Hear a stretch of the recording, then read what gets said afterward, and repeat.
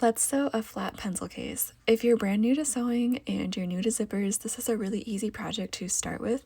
I think this might be my favorite bag that I've designed yet, but I say that about all of them, so I don't know, maybe it's true this time. But this pencil case comes in 4 different sizes and it's super easy to make. My favorite thing about this bag is that it's fully lined, so you don't need to do any binding on the inside and there's no raw edges on the inside, so it looks really nice and polished. I designed this to be a keychain pouch, but this is optional. This is the pattern that I designed. It's a free download on my Ko-fi shop, so you can find this in the link below. It's 4 pages. It has instructions for doing everything, and this is the page with the pattern on it. You're just going to print that out and cut out the pieces. It's super easy. There are 4 different pattern pieces, so it's a pretty simple pattern.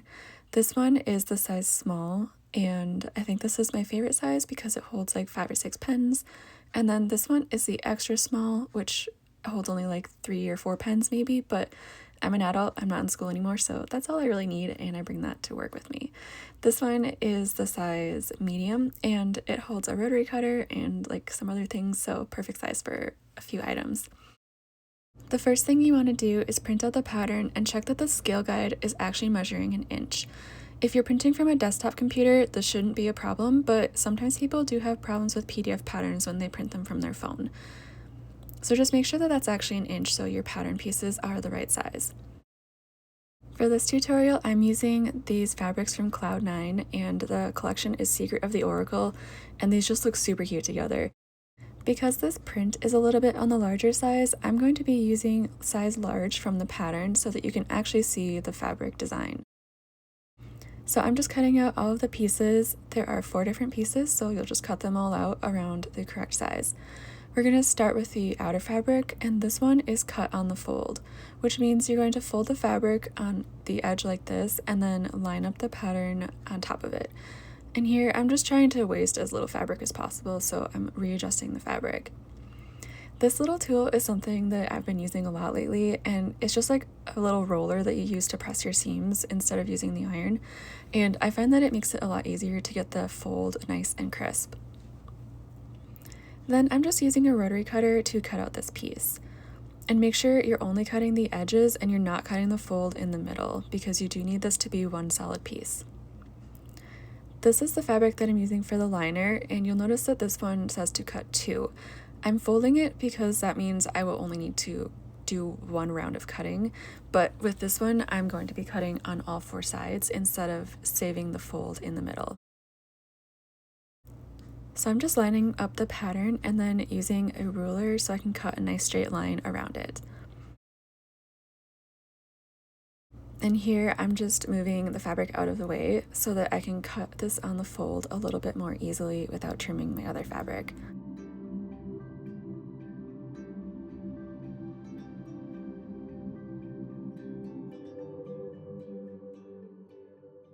So these are the 2 liner pieces, and I'm just going to set those aside for later. The next thing to cut is the tabs that go on the end, and I like to use the same fabric that I'm using for the liner because it creates a nice contrast. This is up to you. You can use the outer fabric if you like. The keychain loop is going to be folded like this so that the fabric meets in the middle, and then you're going to be folding it again. If you have a fabric with a directional print like I do on this gem fabric, you might want to pay attention to the direction that that will be going when you cut this piece. This piece is 2.5 inches long, so I'm actually just cutting a strip that's 5 inches long, and then I'm going to cut that in half. So I have my pattern piece lined up to get it the right width. I'm moving it out of the way, and then I'm just cutting that 5-inch strip of fabric. The reason I'm doing it this way is that you do need 2 of these pieces, and this way just streamlines the process a little bit. And then I'm cutting that in the middle to get 2 pieces that are the right size for the pattern. Next, I'm going to be cutting the batting, and I'm using fusible batting, which has this little glue dots on the back so it sticks to the fabric, and you attach this with an iron, but you can use regular batting instead. The batting is also cut on the fold like the outer fabric, so make sure that you're doing that when you cut this out. I'm using the ruler to cut the piece out nice and straight, and my table is a little weird, so I just have the ruler this other direction this time. So I have my piece of batting and I'm going to be attaching that to the back of my fabric. This is an iron-on batting, like I said, so I will be following the instructions that came with this batting to attach it.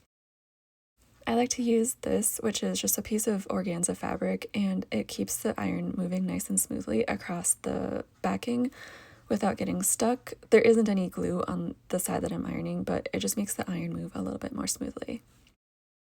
If you don't have a fusible batting, you can use just a standard batting and attach it to the back with a spray adhesive like Otive 505 or any other kind of fabric adhesive instead of ironing it, and that will work as well. The next thing you're going to want to do is pick out a zipper, and I like to use one that's longer than my project, and you will see why when we start sewing because it makes things a lot easier. The first thing we're going to sew is the zipper tabs. So you can follow the pattern to see which way you're folding the fabric in because they are rectangles, so you do need to do it that way to make them line up right. So I'm just folding the fabric inwards so that it meets in the middle, and then I'm going to use my little pressing tool to sort of flatten that out because these pieces are really small and sometimes I burn myself on my iron. So after you do that, you're going to fold them in half again and then press that as well. So you have two of these pieces, and we're going to be sewing along the very edge of these to make it look nice and polished. Before you start sewing, pick out a thread that you want to use for your project. You are going to see this on the top stitching, so pick a color that coordinates with your fabric. I like to start sewing these on the edge that has the fold exposed because that tends to shift a little bit and you'll get much neater results if you're sewing on that edge. So I'm just sewing as close as possible to the edge of that, and then I'm going to pick up my second piece and attach that without cutting the thread in the middle. This is called chain piecing, and you'll just keep sewing along that edge. When you get to the end, you can actually just rotate your fabric and sew a little bit along the edge, on the very edge, so you're not seeing it on your project, and then you can sew up the other side. You don't need to do it this way, but it's just kind of a nice way to conserve thread without cutting it at all those points where you're stopping. On this, you don't need to do any back stitching, so you can just cut your thread when you're done and then cut these pieces apart.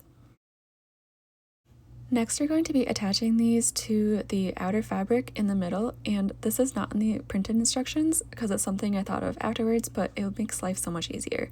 So fold your zipper tab in half and then place it in the exact middle, and you want the raw edges to be aligned. If you have a fabric with a directional print, you'll want the keychain hardware to be at the top so that the print will be the right side up. I'm putting the keychain hardware on now, even though this has a jump ring and it can be attached afterwards, but it's just a good idea in case you have hardware that can't be attached after the fact. So I'm pinning this one on in the middle as well, and then we're just going to be sewing those on. You'll want to sew these on with a very small seam allowance, which means stitching closer to the edge of the fabric, and that will mean that your stitching is hidden on the inside of your project when you get to the final step.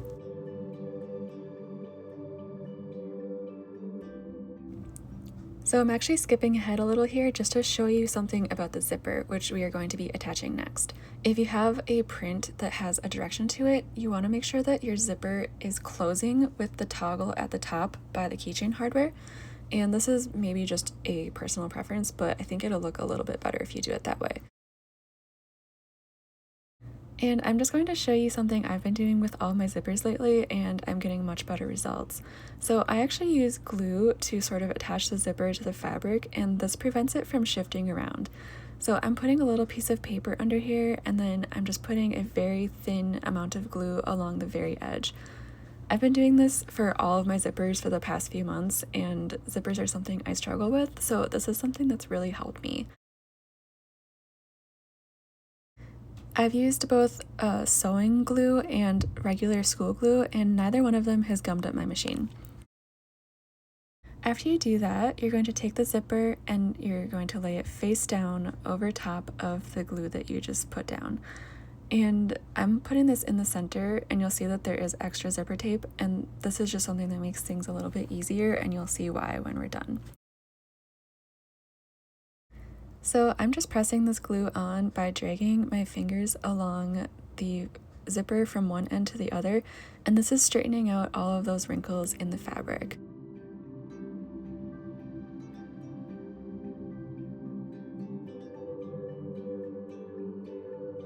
So after attaching that side, we're going to be putting the liner fabric over top.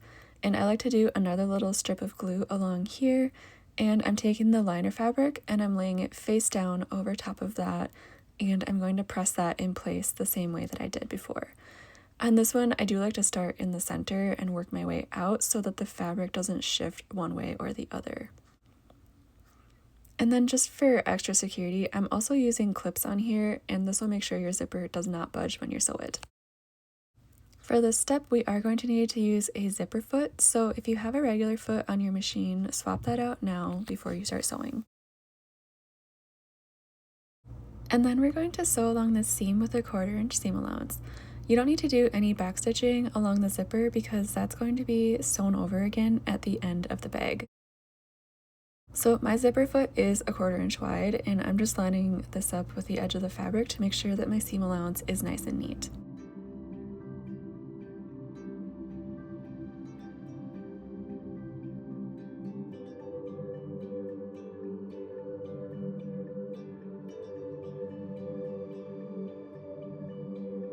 Now we're going to be attaching the zipper to the other side. So you're going to fold out your fabric and then rotate this and fold the zipper so that it is over top of the other side of the outer fabric. And I'm not showing the gluing step on here, but you are going to want to use glue again if you did that on the first side, and attach the liner on top of the zipper right side down like you did on the other side. So this is how that will look. Your liner is face down and your zipper is also face down on the other side of the outer fabric. So I have this pinned and glued, and I'm going to be attaching this with a 1/4 inch seam allowance like I did on the other side.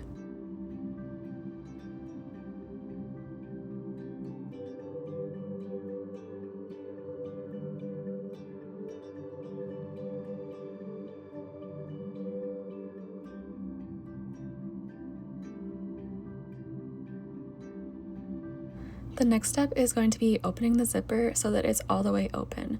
And this is why I like using longer zippers, because it makes the top stitching and all the other steps just so much easier. You're going to want to press the fabric down away from the zipper so that it lays nice and flat. If you're using a nylon zipper, make sure you're not ironing on it because it could melt.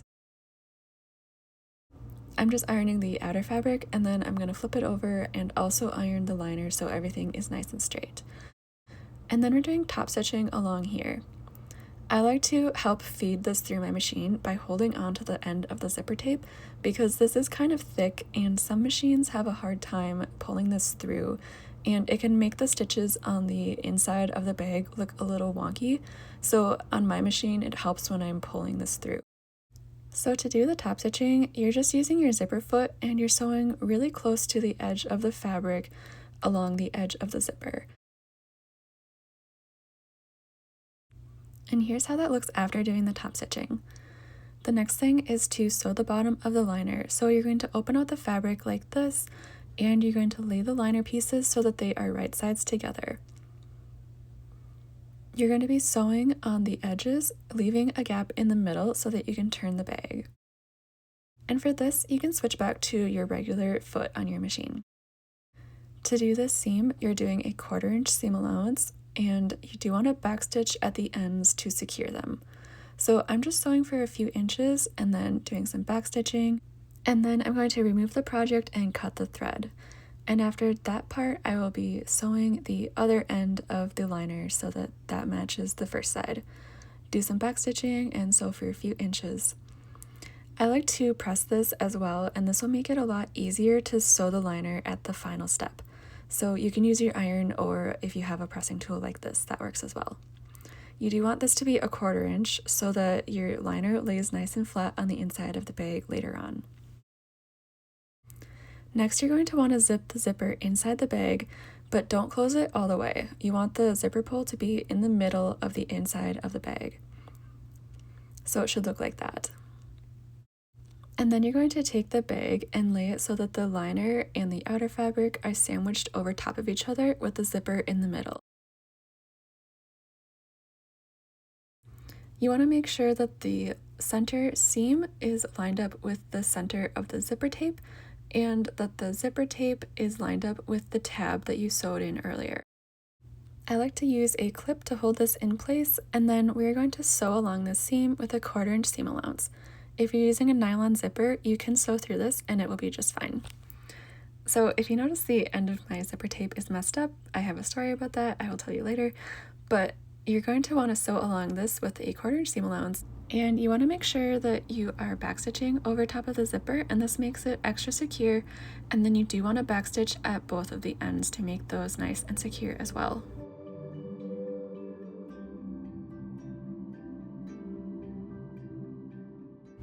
So after you're done sewing that, you can just cut off the extra zipper tape and cut your threads. And then I like to also trim the fabric that's in the corner. Just make sure you're not cutting your stitching. And this will make the corners nice and pointy when you turn the bag later on. So we're going to repeat this on the other end. If your keychain hardware ended up popping out of the bag, just make sure that is on the inside. And then the open ends of your zipper tape, you're going to want to hold those together so they're nice and lined up when you sew through them. And like the other side, you want to sandwich everything so that the liner center seam is over the top and everything is lined up. So like the other side, you're backstitching at the end, backstitching over top of the zipper tape to hold it in place, and then you are backstitching at the end. And this is using a 1/4 inch seam allowance as well.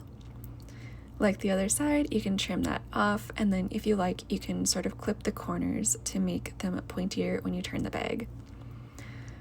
So now you're almost done. You can turn the bag. I like to start at one end where the zipper is a little bit open, and then you can kind of reach in there and unzip it all the way, and that makes it a lot easier to turn the rest of the bag. So if you're wondering why my zipper tape was all messed up at the end, I realized that my pattern sort of matched up almost perfectly when the zipper was closed, and I needed to shift it just very slightly down to make the pattern line up perfectly. And I'm very glad that I did that because I would have resented it forever if I didn't, so that's why. So I'm using this blunt tool to poke out the corners, and I'm poking it between the liner and the outer fabric, and I'm just using this to pop out those corners so they're nice and pointy. This is just a spoon, but they do make tools that you can use for this as well.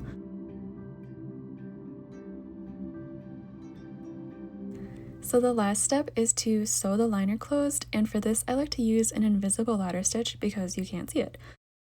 So I have a threaded needle and there's a knot at the end, and I'm poking this through the liner and tucking it so that the knot is on the inside.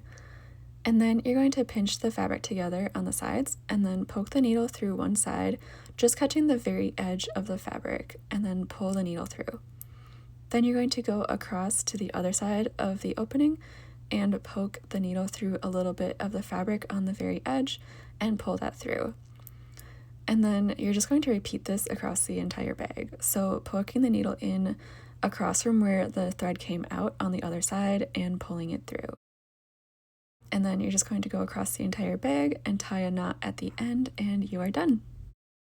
So I hope you love this pattern. You can find it in my Ko-fi shop. It's a free download, but donations are always welcome because they help me make more patterns. You can also support me by liking this video, leaving a comment, and if you haven't already, you can subscribe as well. Thanks for watching and happy sewing!